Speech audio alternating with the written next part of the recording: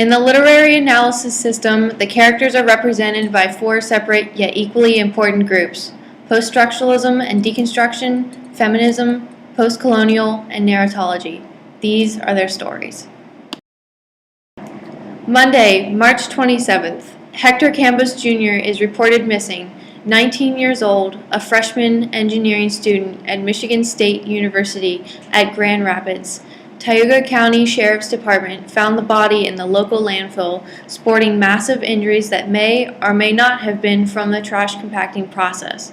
A complete autopsy has not been conducted yet. However, the mystery behind Campos' sudden end may yet to be discovered. I sat down with Mr. and Mrs. Campos to uncover their side of the story. Being the parents of young Hector Jr., I would assume they had much to say. Why does he never touch me anymore?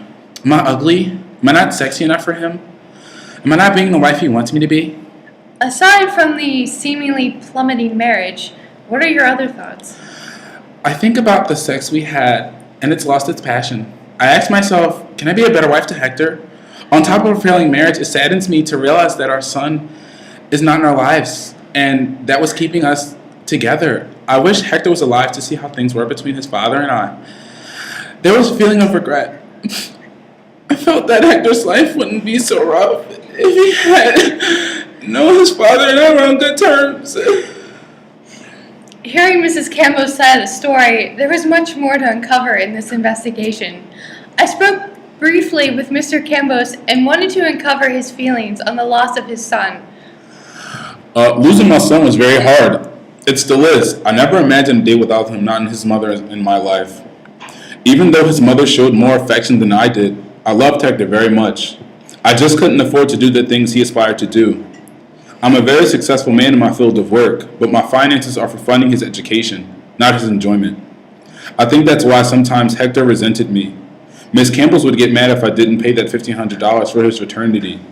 I was against the idea, but I was against having a disappointed son and an angry wife even more.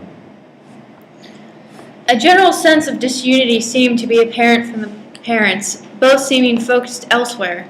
Mrs. Campos especially appeared to be concerned more on her marriage rather than the recent death of her son, something that fellow reporters found quite odd.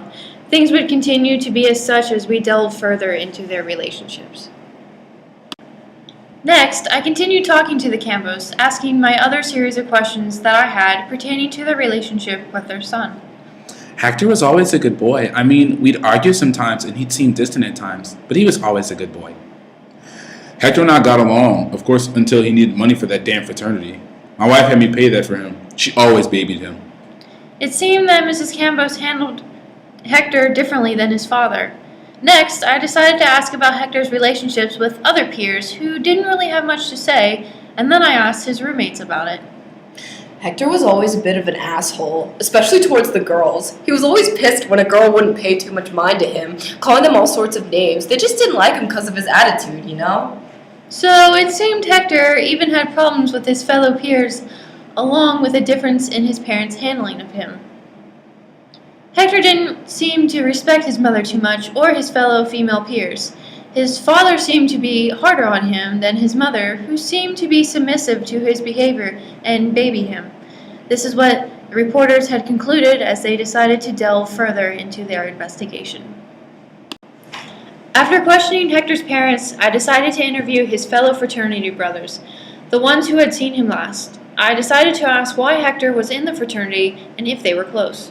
I wouldn't say we were really close to Hector. I mean, he was awful when drunk. He also didn't like how everyone was treating him. It didn't seem to handle the fraternity life of pranks and such. I mean, it was good he was in the fraternity, at least. He was the only Latino in our fraternity, which I mean is cool because it makes us look more diverse and want others to join our fraternity, you know? So, Hector was the only Latino in a predominantly white fraternity, and they liked how he looked for their fraternity. Next, I decided to ask about Hector's drinking and the pranks they would pull on him. Hector, man, he liked to drink, but I think it's because he wanted to feel like a man, you know? Try to keep up with some of us in the fraternity. He tried way too hard, and it kind of made him annoying, especially since he was an angry kind of drunk. As for pranks, it's the normal frat stuff, you know? He was the newbie, and he was different from us. We just did it to be funny, but he never found it funny. So Hector wanted to fit in with his peers and didn't like how they treated him.